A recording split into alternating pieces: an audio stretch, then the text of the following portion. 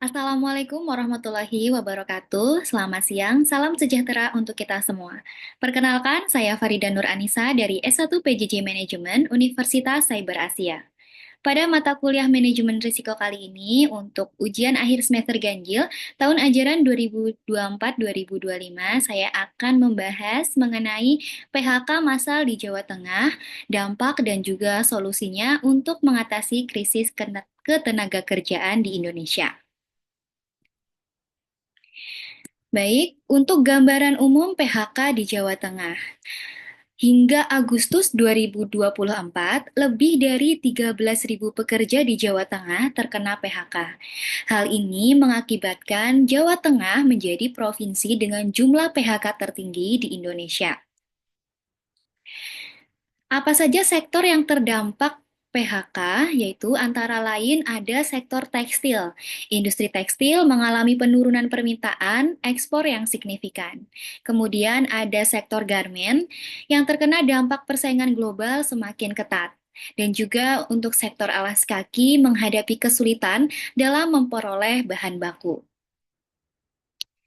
Perusahaan yang menutup pabriknya antara lain ada PT Semar Mas yang berada di Boyolali, yaitu perusahaan garmen yang menghentikan operasionalnya. Kemudian ada PT Cermai Makmur di Boyolali, yaitu pabrik garmen yang terpaksa tutup akibat penurunan permintaan.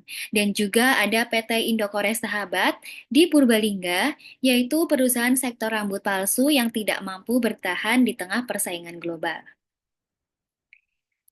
Selanjutnya untuk penyebab utama PHK massal. Apa saja penyebab utama PHK massal? Yaitu yang pertama adanya penurunan permintaan ekspor. Permintaan global menurun akibat ketidakpastian ekonomi. Kemudian adanya kesulitan bahan baku, akses untuk bahan baku terhambat sehingga meningkatkan biaya produksi. Kemudian adanya kebijakan perdagangan. Perubahan kebijakan internasional ini dapat mempengaruhi ekspor. Dan juga adanya persaingan global, industri lokal kesulitan bersaing dengan produk impor yang murah. Selanjutnya, untuk dampak sosial dan ekonomi. Munculnya peningkatan pengangguran, yaitu ribuan pekerja kehilangan sumber penghasilan utamanya. Kemudian daya beli menurun, masyarakat mengurangi konsumsi berdampak pada ekonomi lokal, dan juga ketidakstabilan sosial, potensi konflik dan ketenangan sosial meningkat di daerah terdampak. Kemudian untuk risiko sumber daya manusia jangka pendek. Yang pertama, kehilangan tenaga terampil. Industri akan kehilangan pekerja yang berpengalaman dan sulit mencari penggantinya. Kemudian penurunan produktivitas, yaitu ketidakpastian menyebabkan motivasi dan produktivitas karyawan menurun. Selanjutnya ada konflik industrial, potensi tuntunan dari serikat pekerja terkait pesangon dan juga hak karyawan. Kemudian untuk risiko SDM jangka panjangnya, ini ada brain drain, eksodus talenta ke industri atau ke daerah lain. Kemudian kesulitan rekrutmen, tantangan untuk merekrut karyawan baru yang berpengalaman di masa depan. Dan ketidaksesuaian keterampilan, adanya gap antara kebutuhan industri dan juga keterampilan ketenaga kerjaan. Kemudian untuk resiko kepatuhan dan regulasi. Adanya tuntutan hukum, potensi gugatan jika perusahaan tidak memenuhi kewajiban pesangon bagi karyawannya. Kemudian adanya tekanan pemerintah, kemungkinan regulasi ketenaga kerjaan yang lebih ketat di masa depan.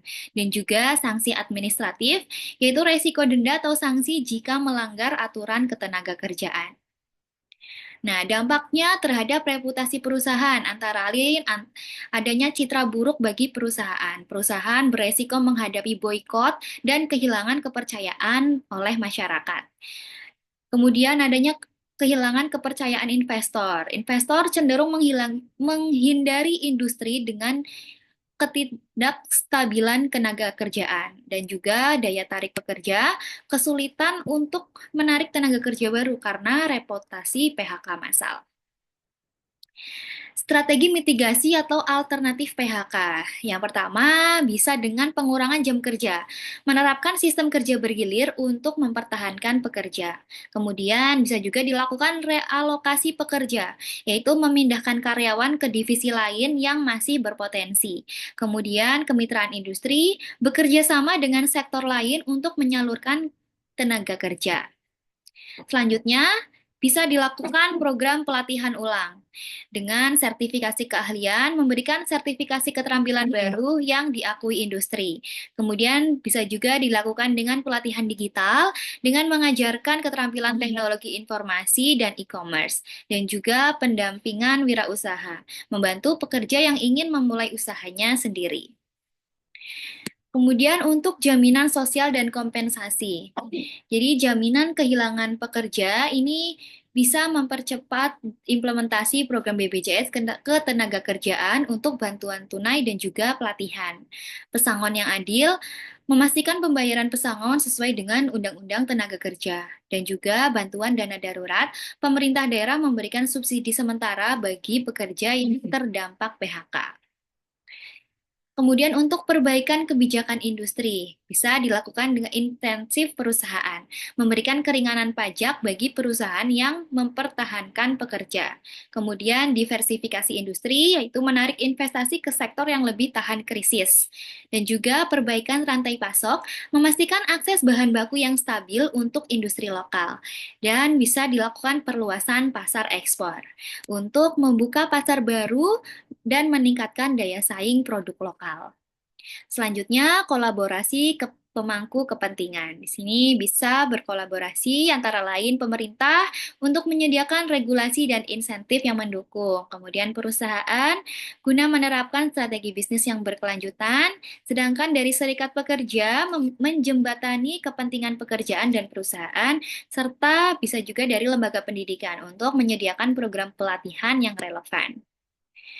Kemudian untuk evaluasi dan monitoring. Pemantauan tingkat pengangguran ini bisa melacak perubahan angka pengangguran di daerah terdampak secara berkala. Kedua, efektivitas program pelatihan untuk mengukur keberhasilan program pelatihan ulang dalam membantu pekerja mendapatkan pekerjaan baru. Kemudian, keberlanjutan bisnis guna mengevaluasi kondisi perusahaan yang masih beroperasi secara pasca krisis PHK. Dan untuk tantangannya, yang pertama pasti ada keterbatasan anggaran. Dana pemerintah dan perusahaan terbatas untuk program bantuan. Kemudian adanya resistensi perubahan, jadi beberapa pihak mungkin menolak strategi baru yang diusulkan. Dan juga koordinasi lintas sektor, ini untuk tantangan dalam menyelaraskan berbagai pemangku kepentingan. Selanjutnya, peluang untuk jangka panjang. Ada transformasi digital, beralih ke industri berbasis teknologi yang lebih kompetitif.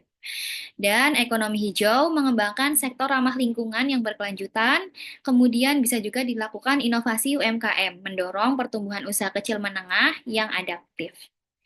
Kesimpulannya, untuk krisis multidimensi, PHK massal di Jawa Tengah berdampak pada luas ekonomi dan sosial. Solusi komprehensifnya diperlukan pendekatan holistik melibatkan berbagai pemangku kepentingan. Adaptasi berkelanjutan bisa berfokus pada pelatihan ulang dan juga diversifikasi industri untuk masa depan.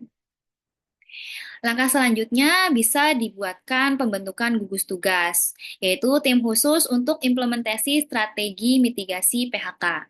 Kemudian untuk alokasi sumber daya, bisa mengalokasikan sumber dana dan sumber daya untuk program pelatihan dan bantuan, dan dilakukan evaluasi secara berkala untuk mereview dan juga penyesuaian strategi secara rutin. Demikian materi yang dapat saya sampaikan, semoga bermanfaat bagi kita semua. Terima kasih. Wassalamualaikum warahmatullahi wabarakatuh.